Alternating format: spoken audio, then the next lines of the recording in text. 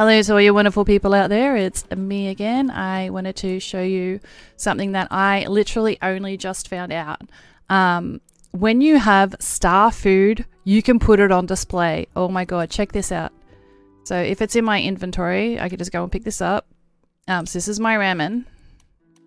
There we go. So see how it's got a star on my number 1 on my action bar?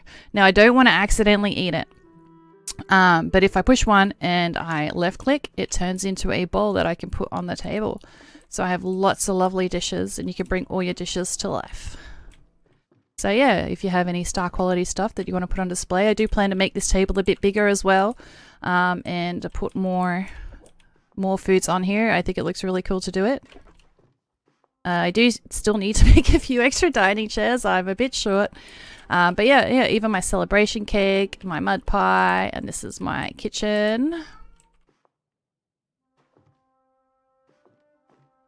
How cool is that? I know it's only a super short video. But yeah, guys, like and subscribe, and yeah, this is just my little Parlia tip. Hope you like it.